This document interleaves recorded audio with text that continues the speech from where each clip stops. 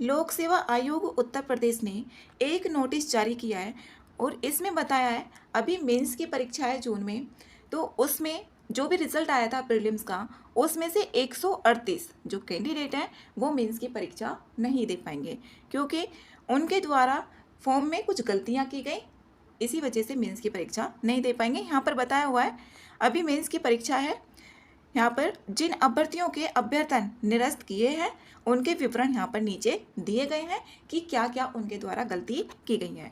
आगे इस तरीके की गलतियां करने से बचा जा सकता है। इसमें यहाँ पर 138 रोल नंबर हैं, 138 हैं टोटल। जितनी भी यहाँ पर प्रीलिम्स का जितनी भी सीटों पर डिक्लेयर हुआ था रिजल्ट, उसमें से 138 लोग ऐसे ही बाहर हो गए। इसमें यहाँ पर बताया हुआ है अभ्यर्थियों द्वारा मुख्य परीक्षा का आवेदन पत्र निर्धारित अंतिम तिथि 1 अप्रैल, यहाँ पर अंतिम तिथि थी 1 अप्रैल 2025 तक आयोग कार्यालय में प्रस्तुत नहीं की गई जिनके द्वारा और शर्तों का पालन नहीं किया गया तो उनका यहाँ पर बाहर हो गए हैं मेंस की परीक्षा से। इसमें आगे है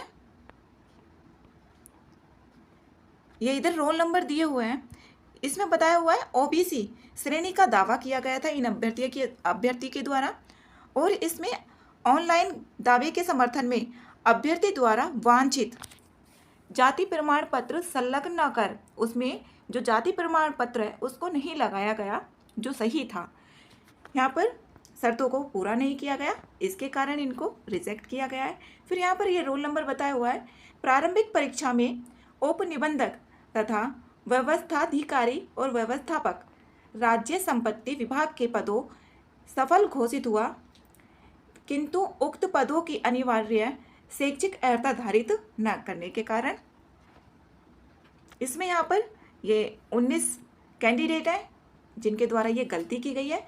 केवल उप निबंधक के पद के लिए यहाँ पर सफल घोषित हुए थे, ये केवल जो उप निबंधक हैं उसके पद के लिए घोषित हुए थे, लेकिन उक्त पद की अनिवार्य जो शैक्षिक अर्हता है तो ये जब प्रीलिम्स का भी फॉर्म फिल किया जाता है उसमें गलतियां नहीं करनी चाहिए। जो भी हमने ग्रेजुएशन की हुई है जिसमें भी उसमें मांगा हुआ है कि हाँ ये हमारे लिए है या नहीं है तो उसी को ही टिक करना चाहिए। यहाँ पर बताया हुआ है स्नातक धारित न करने, जो हमने उसको शैक्षिक अर्हता उसमें टिक कर दिया लेकिन हमने वो किया ही हुआ नहीं है, जैसे बीकॉम हो गया, एमकॉम हो गया या आर्ट्स से, लेकिन उसमें उसकी कोई वही नहीं है, सीट नहीं है तो उसमें फिर भी टिक कर दिया। इस तरीके की गलती भी नहीं होनी चाहिए।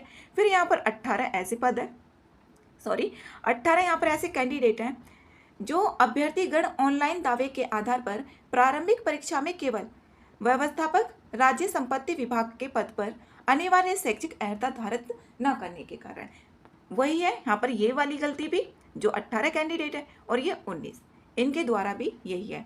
फिर यहाँ पर अगला रोल नंबर है अभ्यर्थी द्वारा मुख्य परीक्षा के जो भी गलतियाँ हैं ये पता होनी चाहिए जिससे कि आगे गलतियाँ ना हो।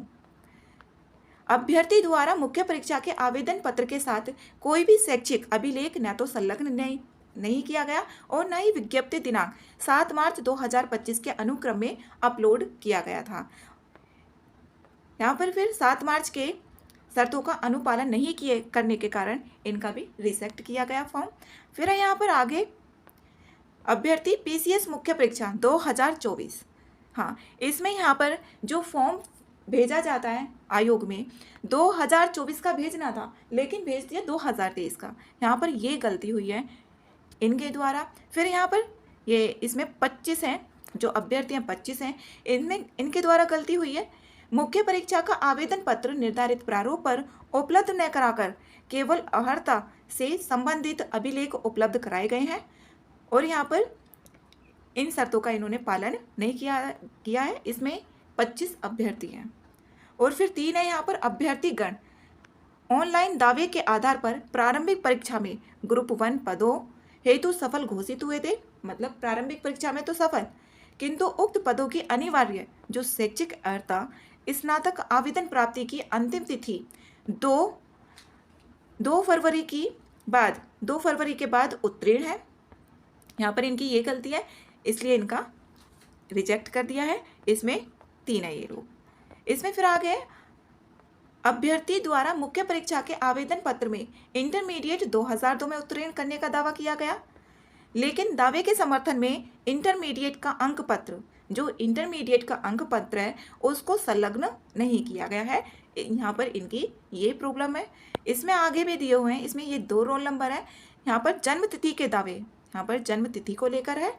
और फिर आगे यहाँ पर ये अभ्यर्थी द्वारा ऑनलाइन आवेदन पत्र में EWC, यहाँ पर AWS श्रेणी का दावा किया गया था और यहाँ पर OBC श्रेणी का प्रमाण पत्र प्रस्तुत किया गया। यहाँ पर इनके द्वारा ये प्रॉब्लम है, AWS श्रेणी का दावा किया गया लेकिन इन्होंने यहाँ पर OBC श्रेणी का प्रमाण पत्र प्रस्तुत किया है, इसलिए इनका फॉर्म रिजेक्ट हुआ है। फिर यहाँ पर ये है सैनिक श्रेणी का दावा किया गया था, इसमें ये बताया हुआ है। इसमें आ गया है 14 में, इसमें 26 कैंडिडेट है। इनके द्वारा क्या गलती हुई है, स्वतंत्रता संग्राम सेनानी श्रेणी का दावा किया गया परंतु मुख्य परीक्षा के आवेदन पत्र के साथ स्वतंत्रता संग्राम सेनानी होने के संबंध में कोई भी प्रमाण पत्र संलग्न नहीं किया गया। इसमें इन्होंने यहाँ पर बताया तो दावा तो किया कि स्वतंत्रता संग्राम सेनानी है, लेकिन उसके संबंध में कोई भी प्रमाण पत्र यहाँ पर नहीं लगाया और शपथ पत्र प्रत्यावेदन के माध्यम से DFF श्रेणी को न मानने जाने का अनुरोध भी किया। तो इनके द्वारा ये हुआ है, 26 हैं ऐसे अभ्यर्थी। फिर आगे यहाँ पर है OBC और स्वतंत्रता संग्राम सेनानी श्रेणी का दावा और इन्होंने पालन नहीं किया है। इसमें आगे यहाँ पर 4 अभ्यर्थी हैं। इनका यहाँ पर ये भी भूतपूर्व सैनिक है।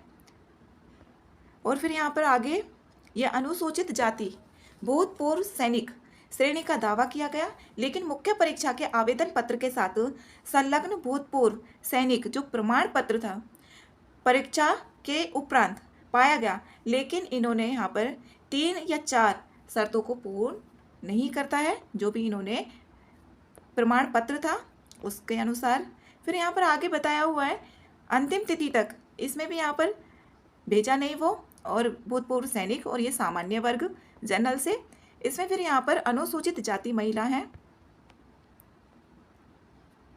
इसमें श्रेणी का माना गया दावे के समर्थन में मुख्य परीक्षा के परंपरागत आवेदन के साथ उत्तर प्रदेश सरकार द्वारा जारी जाति प्रमाण पत्र न कर दिल्ली सरकार द्वारा जाति प्रमाण पत्र प्रस्तुत किया गया।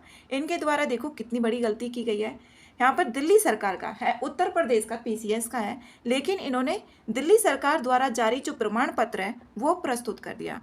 तो ये गलतियों से यहाँ पर सीखा जा सकता है जिससे आगे गलतियाँ ना हों। दिल्ली सरकार द्वारा जाति प्रमाण पत्र प्रस्तुत किया गया। विज्ञापन के प्रस्तर 06 के बिंदु 7 में निहित इनका जो आरक्षण का लाभ है दे न होने एवं श्रेणी परिवर्तन अनुमन्य के न होने के कारण इनका फॉर्म भी रिजेक्ट हुआ। फिर यहाँ पर अनुसूचित जाति श्रेणी माना गया, इन्होंने बोला कि वो अनुसूचित जाति के हैं, लेकिन मुख्य परीक्षा के परंपरागत अभ्यर्थी के पिता के मूल निवास यहाँ पर जन्म स्थान, तो इनका भी इसी तरीके से है।